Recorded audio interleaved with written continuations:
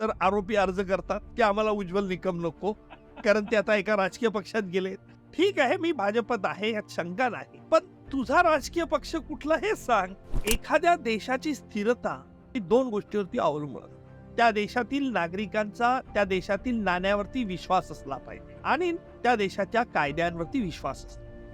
की आज आपल्या देशाची 2014 नंतरची भूमिका बदललेली आहे. आज आम्ही अमेरिकेशी मैत्री ठेवतो, रशियाशी मैत्री ठेवतो, पण तू जगामध्ये एक निर्णायक भूमिका पण आज भारताने तयार केलेली. पण आयुष्यामध्ये मी कोणत्याही गुन्हेगारीचं आजपर्यंत वकीलपत्र घेतलं नाही. या देशहिताच्या विरुद्ध जे जे लोक कारवाई करतील त्यांच्या विरुद्ध ठामपणे उज्ज्वल निकम राहणार. अनेक वेळा अनेक राजकीय पक्षांनी तुम्हाला त्यांचे पक्ष जॉईन होण्याकरता निमंत्रणं दिली. माझ्यासारख्याच्या मनात प्रश्न आहे की भाजपच का?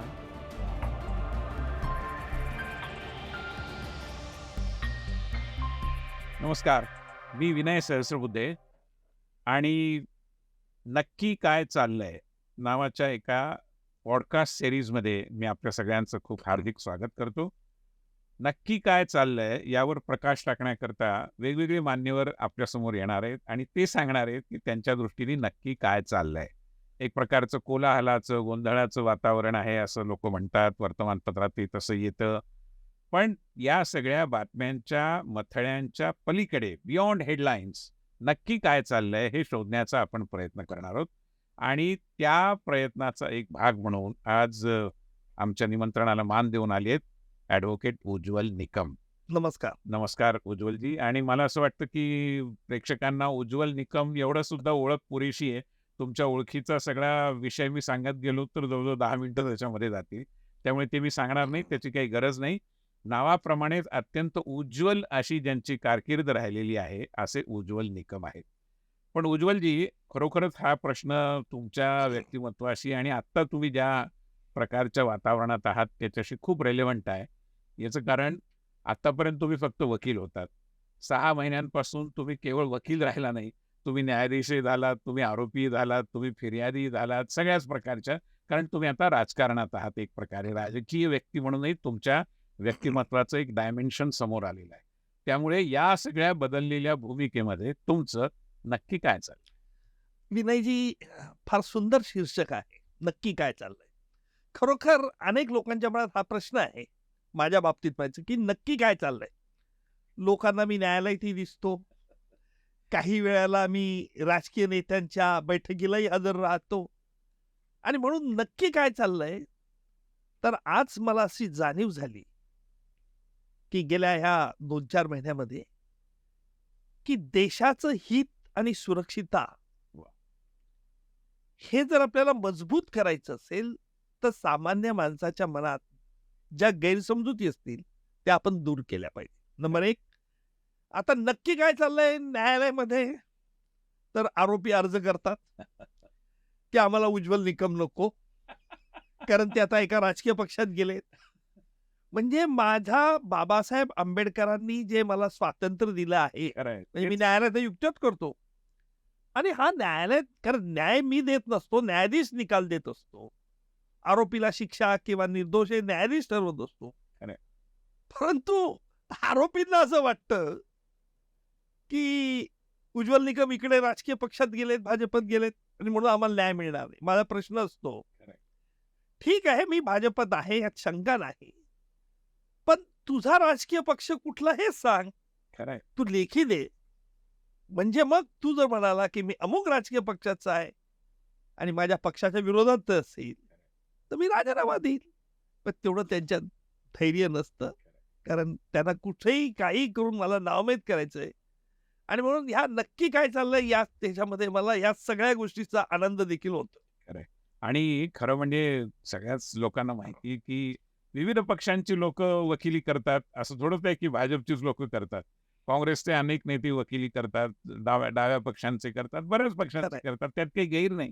परंतु भाजपबद्दल एक अस्पृश्यता असते आणि दुर्दैवाने आता ते अस्पृश्यतेचा आसूड एखादा आरोपी देखील मारायच्या हिंमतीने न्यायालयामध्ये असं अत्यंत बेजबाबदार विधान करतो आणि त्याचा अर्थातच तुम्हाला थोडासा त्रासही झाला असणार याची मला खात्री आहे.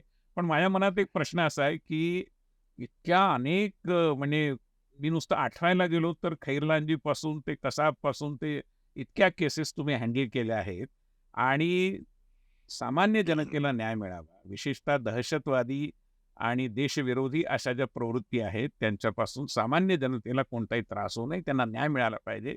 ज्यांनी चुकीचं केलंय त्यांना त्यांच्या पापाची शिक्षा भोगावी लागली पाहिजे, हे तुमचं धोरण राहील. पण या सगळ्या केसेसमध्ये जी केस तुम्हाला असं वाटतं, की खऱ्या अर्थाने देशहितासाठी मी लढलो आणि मला अतिशय समाधान झालं, अशा बऱ्याच असतील, पण एखादी सांगा ना आम्हाला? अजमल अमीन कसाब याला फासावरती चढवणं ही काही माझ्या दृष्टीने मोठी बाब नव्हती. खरंय. कारण तसा भक्कम पुरावा देखील आमच्याकडे होता. परंतु यामागे पाकिस्तानमधला दहशतवादी संघटना लष्कर ए तोयबा आणि तिला सहाय्य करणारे पाकिस्तानचे लष्करी अधिकारी यांचा पर्दाफाश जर करू शकलो असेल तर हे माझ्या आयुष्यात महत्वाचं कार्य आहे. आणि मी हे ते कबूल केलं पाहिजे की जर सरकार मजबूत असेल तर ह्या गोष्टी सोप्या होतात.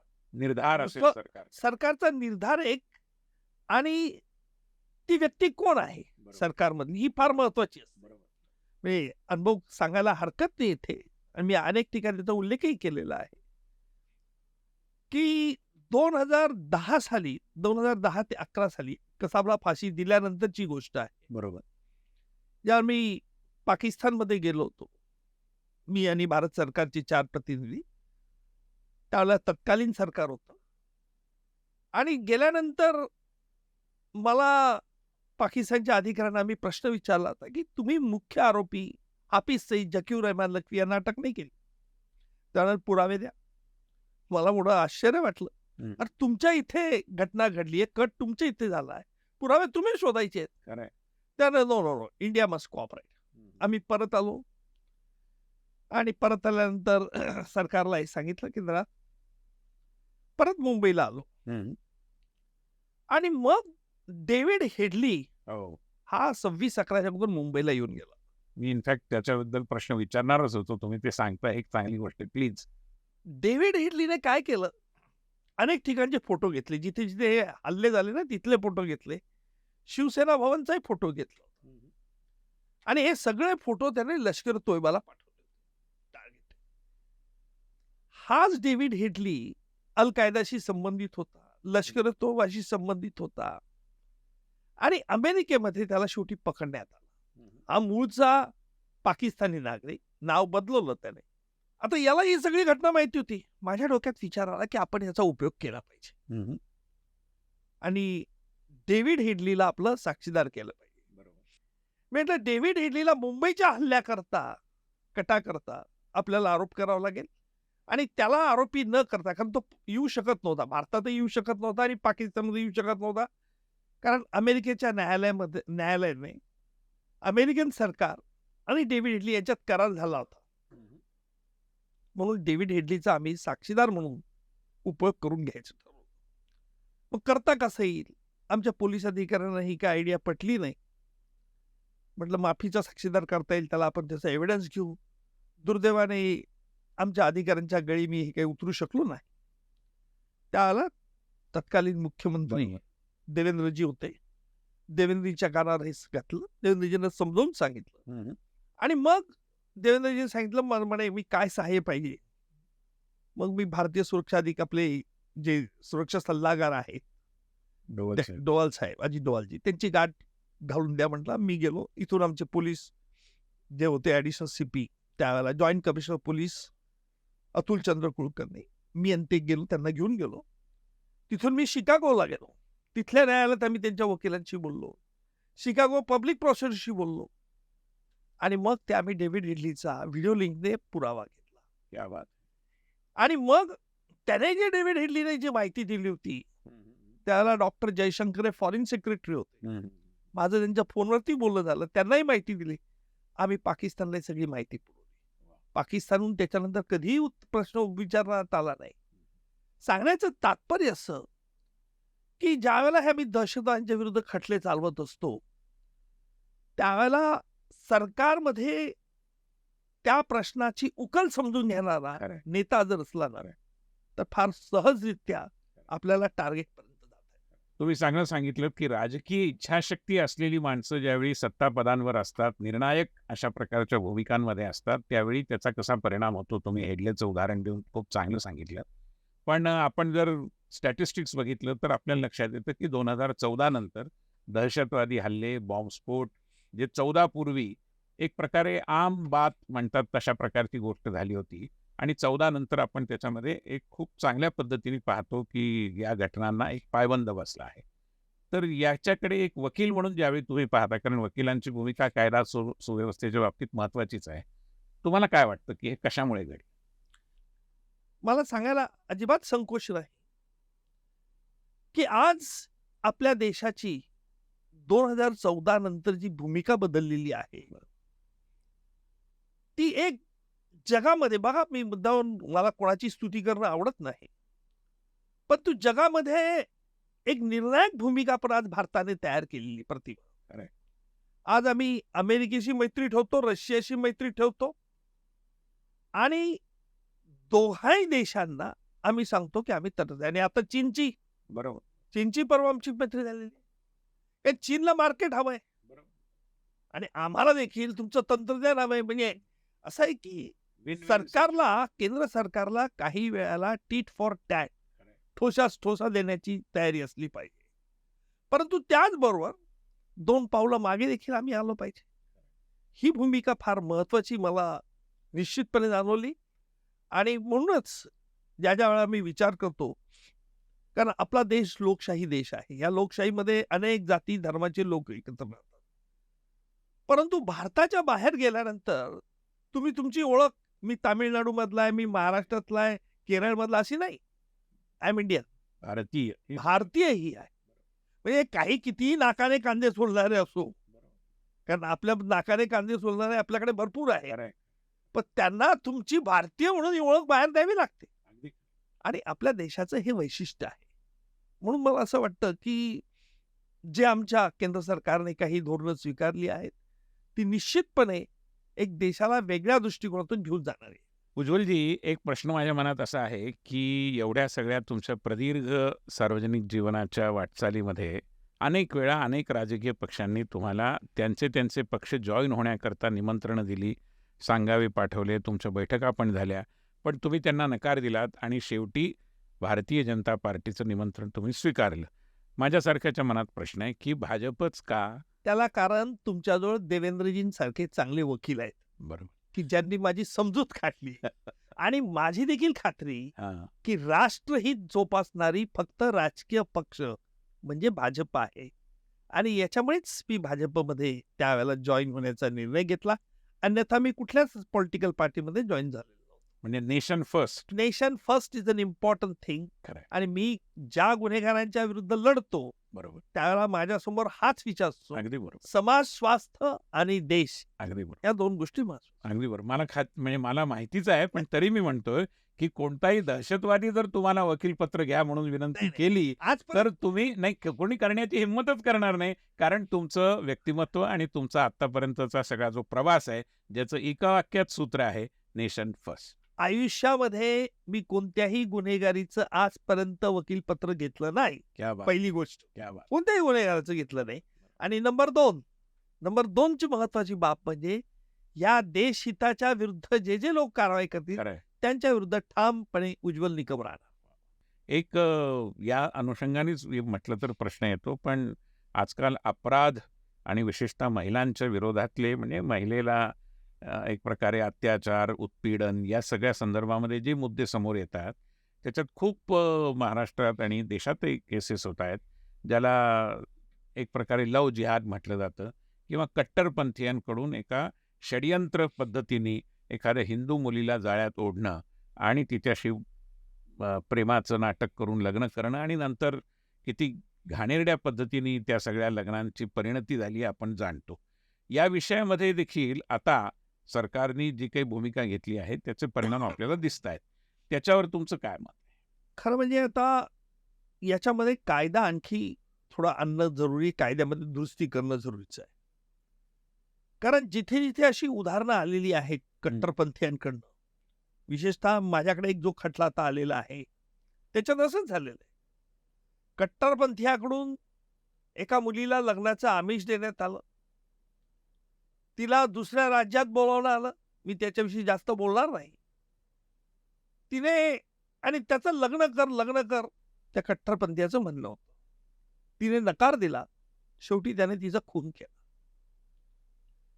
आता याच्यामध्ये कट्टरपंथीयांकडनं होणाऱ्या ज्या घटना आहेत, या विशिष्ट हेतूने करण्यात येतात. खरंय. कुठला एक धर्म नाही किंवा जात नाही, परंतु अनेक काही धर्मांमध्ये असे प्रकार वारंवार केले जातात. याला कारण काही प्रमाणात आपल्याकडे असणारी गरिबी असेल, काही प्रमाणात एक प्रेमाचा नाटक करून उडता येत आहे. आणि त्याच्याकरता आता आपल्याकडे कायदे, जे आपले नवीन कायदे आलेले आहेत, हे अत्यंत प्रभावशाली आहे. आणि म्हणजे मी म्हणेल की पूर्वी जे कायदे होते त्याच्यात फक्त नावं बदलली, म्हणजे काही कॉस्मेटिक सर्जरी झाली नाही. खरंय. आशयामध्ये बदल झालाय, कंटेंटमध्ये बदल झालाय. कंटेंटमध्ये बदल झालाय आणि प्रत्येकाला उत्तरदायित्व आहे. बरोबर. म्हणजे विशेषतः मी हे पहिल्यांदा बघितलं, कारण दया याचिकांवरती राज्यपालांनी राष्ट्रपतींनाही सांगितलंय. राज्यपालांनी सांगितलं की जर आरोपीला फाशीची शिक्षा झाली असेल आणि तुमच्याकडे दया याचिका आली असेल तर 30 दिवसाच्या आत त्याचा दया याचिका निकाल लागला पाहिजे. 60 दिवसाचा राष्ट्रपतीवरती आहे. आणि हे सरकारवरती बंधनकारक ठेवलंय प्रिझन अथॉरिटी, की ज्याला फाशी होते त्याचं दया याचिका पाठवा. मला मुद्दाहून विनयजी तुम्हाला सांगावंसं वाटेल की काही वर्षापूर्वी मी कोल्हापूरला बाल हत्याकांड चालू होतं. लहान लहान मुलं मारायची, चोरी करायच्या ह्या बाया, अंजनाबाई गावित आणि रेणुका आणि सीमा. खूप गाजली होती. खूप गाजले होते. 15-20 वर्षापूर्वी चालू होतं. आणि यांनी 12 मुलं लहान लहान 2.5 वर्ष 3 वर्षाची मुलं पळवून त्यांना कडरती ठेवायचे. चोरी सापडली की त्या पळवलेल्या मुलाला खाली जमिनीवर फेकायच्या आणि त्या मुलांना बोलता येत नसायचं, मारायचे. आणि हे करण्याचा उद्देश असा की मी पकडलं गेलं समजा, तर मी माझ्या कडेवरचा जो मुलगा असेल, मी पिक पॉकेटिंग, चेन स्नॅचिंग करायची, पकडलं मुलाला खाली फेकायचं. खाली फेकल्यानंतर सभोवताली लोक गोळा व्हायचे. लोक मला तुम्हाला दोष द्यायचे की विनयजी काय खोटा आरोप घेतात, ती बाई मुलाला फेकते. अशा रीतीने सहानुभूती प्राप्त करून त्या सुटून जायच्या. या शेवटी सापडल्या. यांचं area of operation Kolhapur, Navi Mumbai, नंतर नाशिक आणि पुणे असं होतं. त्यावेळेला ब्लू डायमंड हॉटेल होतं, आजही पुण्यात आहे. इथे जेवण घ्यायच्या बाया आणि त्यांच्याजवळ फियाट गाडी होती. इतक्या अमानुषाने क्रूर हा खटला मी चालवला. तिघही अंजनाबाई जेलमध्ये मेली. रेणुका आणि सीमा तिच्या मुली, त्यांना फाशीची शिक्षा झाली. माझ्या आयुष्यातला सगळ्यात आनंदाचा क्षण तो असेल की ज्या दिवशी कोल्हापूर सत्र न्यायालयासमोर लहान लहान मुलं, जवळजवळ 150-200 मुलं आली. त्यांनी मला साखर वाटली की यांना बायांना फाशी झाली. काय बात. अपील झाला हायकोर्टात, तिथे फाशी कायम झाली. सुप्रीम कोर्टात फाशी कायम झाली. राष्ट्रपतीकडे दयेचा अर्ज फेटाळला गेला. आता गंमत बघा कसं असतं. मी हे काय सांगतो बंधूंनो, मी त्यावेळेला विचार मांडला होता. राष्ट्रपतींनी दयेच्या अर्जावरती निकाल द्यायला 4 वर्ष लावली. राष्ट्रपतींवरती वेळेचं बंधन नव्हतं, असं कसं टाकायचं असं घटनांमध्ये म्हणतो. आणि मग तो ऑर्डर ही पुढे कम्युनिकेट झालीच नाही. त्या स्त्रियांना फाशी झाली नाही, दयेचा अर्ज फेटाळूनही फाशी झाली नाही. आणि म्हणून या पार्श्वभूमीवर आपण हे बघितलं पाहिजे की या नवीन कायद्यामध्ये ही कशी, हे नवीन न्याय संहितेमध्ये आलेलं आहे.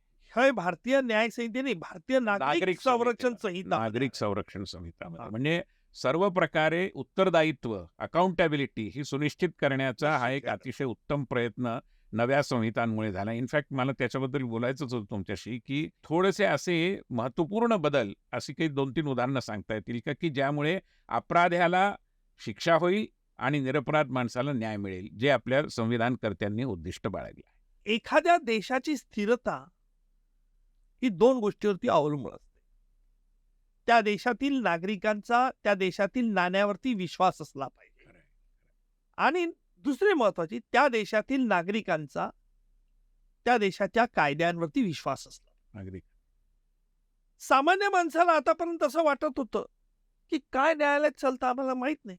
परंतु हे सगळं ट्रान्सपरन्सी याला म्हणता येईल, की ज्याला ट्रान्सपरंट काय चालतं आहे न्यायालयामध्ये, निकाल कधी होतो, अटक झाल्यानंतर ताबडतोब त्याला इलेक्ट्रॉनिक माध्यमात दिली जाते की नाही, किंवा 0 एफ-आय-आर ने देखील खटला दाखल करता येतो.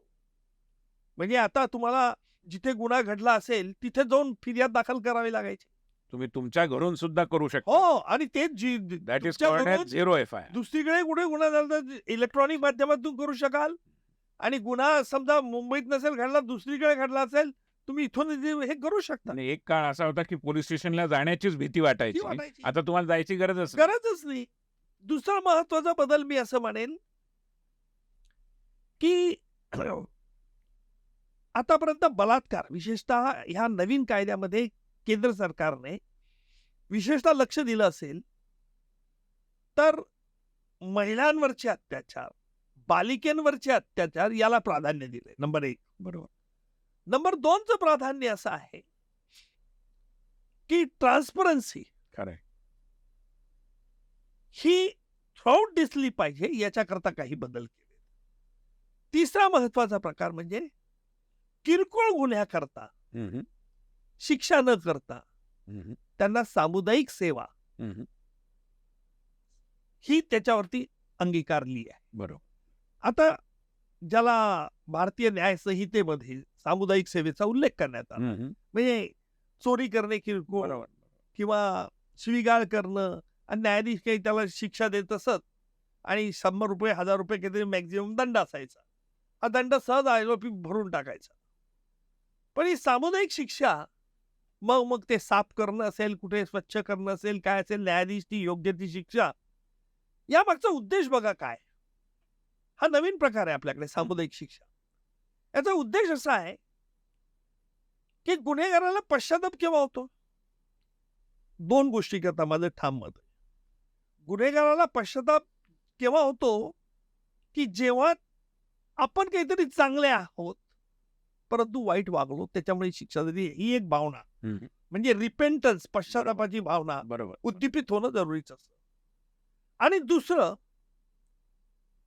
की आपण जी कामं करतोय समाजामध्ये, माझं स्थान असं आहे, परंतु आज मला हे साफ करायला, फरची साफ करायला, देऊळ साफ करायला सांगितलेलं आहे, ही मला अपराधीपणाची खरंय, भावना. खरंय. त्याच्या मानबिंदूला धक्का धक्का बसला. बसला. त्याचा कुठेतरी मानबिंदूला धक्का बसला, त्याला हे पश्चाताप होतो. आणि म्हणून हा एक चांगला उद्देश या माध्यमातून साधला गेलाय. माझा प्रश्न म्हणजे माझा दावा असा आहे की एक चांगला प्रकार याच्यावर, आणि न्यायाधीशांना देखील निकालपत्र वेळेत देणं बंधनकारक. एक उज्ज्वलजी माझ्या मनात नेहमी म्हणजे एक उत्कंठा असते किंवा समजून घेण्याचं एक कुतूहल आहे माझ्या मनामध्ये, की तुमच्यासारखा वकील जो पब्लिक प्रोसिक्युटर म्हणून अनेक ठिकाणी अनेक सरकारांच्या बाबतीत काम करत राहिला आहे. आता तुम्हाला आदेश देणारे कोण असतात, तर होम मिनिस्टर असतात, राज्यातले केंद्रातले कुठलेही असतील ते. होम मिनिस्टर हा एक राजकारणी आहे शेवटी, ऑल सेड अँड डन. त्यामुळे त्याचे नातेसंबंध, त्याचा समुदाय, त्याचे नातलग, त्याचा पक्ष, अशा प्रकारचे विषय हे त्याच्या निर्णय प्रक्रियेवर परिणाम करत असण्याची शक्यता असते. तर मी थोडंसं स्पष्टपणे विचारू इच्छितो की महाराष्ट्रात विशेषतः आत्ता जे आपले गृहमंत्री आहेत त्यांच्या संदर्भामध्ये किंवा एकूण तुम्हाला अशा प्रकारे निर्णय प्रक्रियेवर हे नातेसंबंध आणि लागेबांधे किती प्रभाव टाकतात असं काही, किंवा टाकत नाहीत, याबद्दलचा तुमचा काय अनुभव? ज्यावेळेला एखाद्या खटला माझ्याकडे गृहमंत्री सोपवतात, तेव्हा खात्री करून घ्यायची. देवेंद्रजी गृहमंत्री होते, मुख्यमंत्री आणि गृहमंत्री देखील होते. त्यांनी एका जिल्ह्यातील खटला माझ्याकडे सांगितलं की तुम्ही हा चालवावा. त्या खटल्याबद्दलची माहिती मी घेतल्यानंतर माझ्या लक्षात आलं की आरोपी जो मुख्य आहे त्याची पत्नी ही भाजपची कार्यकर्ती आहे. आणि म्हणून मी देवेंद्रजींना फोन केला. मी अजून खटला स्वीकारलेला नाही, परंतु अशी परिस्थिती आहे आणि स्वीकारल्यानंतर मला मागे काही हटता येणार नाही. देवेंद्रजी म्हणाले, उज्ज्वलजी त्यांनी गुन्हा केला असेल तर प्लीज गो अहेड. वा. म्हणजे मी हे मुद्दामून नमूद बरोबर. करतो. म्हणजे पक्षबाजी नाते नाही, पक्ष नाते सगळे तिचे अबव ऑल. परंतु ही निर्णायक भूमिका देवेंद्रजीच्या बाबतीत मला आठवून आली. म्हणजे गुन्ह्याच्या म्हणजे- बाबतीमध्ये अपराध्याच्या बाबतीत दयामाया नाही. मी देवेंद्रजी ज्यावेळेला प्रथम सीएम झाले त्यावेळेला मी त्यांना सह्याद्रीवर भेटलो. माझी त्यांची काही फार पूर्वी ओळख नव्हती, म्हणजे वैयक्तिक काहीच संबंध बरोबर. नव्हते. ते मला ओळखत नसते, मी त्यांना ओळखत होतो, हा भागाला आहे ना. पण मी त्यांना एक कटसी कॉल म्हणून सह्याद्रीला भेटल्यानंतर मी त्यांना सांगितलं, मी उज्ज्वल निकम, मी असे महाराष्ट्रात एवढे एवढे खटले चालवत आहेत. कारण माझा एक स्वभाव आहे की दुसऱ्याला देखील ताडायचं असतं. खरंय. दुसऱ्याच्या मनात काय विचार चालू आहेत काय नाही. आणि देवेंद्रजी मला म्हणाले की उज्ज्वलजी मला काहीच नाही, मला माहिती आहे सगळं तुमच्याबद्दल, आपण सगळे खटले चालू. म्हणजे असं काही मला कुठे आढळून आलं नाही की खरंय. तुम्हाला नेमलं कोणी, बरोबर. पूर्वी कधी नेमणूक झाली, तुमची नेमणूक एका पक्षात, अशा प्रकारचा मनामध्ये कुठलाही किंतु न ठेवताना म्हणजे मला आनंद त्या गोष्टीचा हा झाला. खऱ्या अर्थाने एक प्रोफेशनल अप्रोच आणि ज्या पदावर जबाबदारीवर आपण आहोत त्या जबाबदारीला न्याय देण्याची नाही भूमिका. द्यायची भूमिका आहे. कुठल्याही लागेबांधे मध्ये येऊ न देता. धन्यवाद. मला एक सांगा की तुमचा संबंध तर केंद्रात राज्यात सगळीकडेच येतो. केंद्रातही तुम्ही अनेक गृहमंत्री बघितले. सध्याचे आमचे गृहमंत्री म्हणजे अमित शहा यांचाही तुमचा काही ना काही संबंध तर आलाच आहे. तर त्यांचा अप्रोच या सगळ्या विषयात विशेषतः कारण त्यांच्याशी अनेकदा बातचीत होताना दहशतवादाबद्दलची त्यांची अत्यंत कठोर भूमिका लक्षात येते. तुमचा काय अनुभव आहे? अमित भाईंचं मी बघितलं की अमित भाईंना एखादा सिरियस प्रॉब्लेम सांगितला दहशतवाद असेल याच्याबद्दल, ते एकाग्रतेने ऐकतात. म्हणजे हा मला महत्वाचा, म्हणजे मी ज्यावेळेला बोलत असतो फौजदारी क्षेत्रात वकिली करत असल्यामुळे त्यावेळेला म्हणजे नॉर्मल अमित भाई बोलताना वेगळे आढळून येतात, पण ज्यावेळेला एखादा सिरियस थॉट द्यायचा असतो त्यावेळेला त्यांची भूमिका बघण्याची दृष्टिकोन समजून घेण्याची असते. हा महत्वाचा भाग आहे. Patient listener. पेशंट लिस्नर आणि ट्राय टू अंडरस्टँड. बरोबर. म्हणजे मला दोन त्यांच्याबद्दल अमित भाईंबद्दल अनुभव आले. पहिला अनुभव म्हणजे एका दहशतवाद्याच्या खटला जो अनेक वर्ष रेंगाळत पडला होता. म्हटलं हा खटला सुरू होत नाहीये, या दहशतवाद्याची इच्छा आहे की आपला अंडर ट्रायलच खटला चालवावा जेणेकरून त्याला शिक्षा होणार, त्याला फाशी शिक्षा होऊ शकते. त्यांनी ताबडतोब पावलं उचलली. दिल्ली पोलिसांना ताबडतोब सूचना दिल्या. हा एक भाग. दुसरा भाग गुन्हेगार हस्तांतर कायद्याविषयी मी त्यांच्याशी चर्चा केली की आज दोन राष्ट्रांमधील जेव्हा मैत्रीचे संबंध असतात तेव्हा ते गुन्हेगार हस्तांतर कायदा होतो. परंतु ही कायद्याची प्रक्रिया एवढी किचकट आणि वेळ काढूपण आहे की लोकांचा विश्वास उडून जातो की एकदा एखाद्या गुन्हेगाराने गुन्हा केला भारतात पळून गेला तर आपल्याला मिळत नाही लवकर. खरं आहे. आणि म्हणून याच्यात काय सुधारणा करता येईल त्यांनी मला सांगितलं की आपण नोट तयार करा आणि मी ते तयार करणार. मला एक सांगा उज्ज्वलजी की आता आपण निवडणुकीच्या तोंडावर आहोत. नवीन सरकार जे येणार आहे त्याच्याकडनं न्यायिक आणि विशेषतः अपराधांना एक प्रकारे नियंत्रणात आणणं, काबूत आणणं, अपराधांचं प्रमाण कमी होणं, कायदा सुव्यवस्था मजबूत होणं या दृष्टीने कोणत्या सुधारणा व्हायला हव्यात असं तुम्हाला राज्य? आजही खरं म्हणजे आजही न्यायालयांकडे फारसं लक्ष सरकार देत नाही, माझं स्पष्ट म्हणणं आहे. म्हणजे विशेषतः लॉजिस्टिकल सपोर्ट जो असतो, इन्फ्रास्ट्रक्चर आणखी मिळायला हवा. तो आणखी मिळायला हवा. आहे, मिळतोय. नवीन बिल्डिंग झाल्या, न्यायालयाच्या सरकारने पैसा उपलब्ध केला. आता व्हिडिओ कॉन्फरन्सिंगची सोय मोठ्या प्रमाणात होत आहेत. बरोबर. परंतु बेसिकली जे आहेत ना की बिल्डिंग कोर्टाकडे चांगली हवी, आणखी म्हणजे सुधारणा होत आहेत हळूहळू.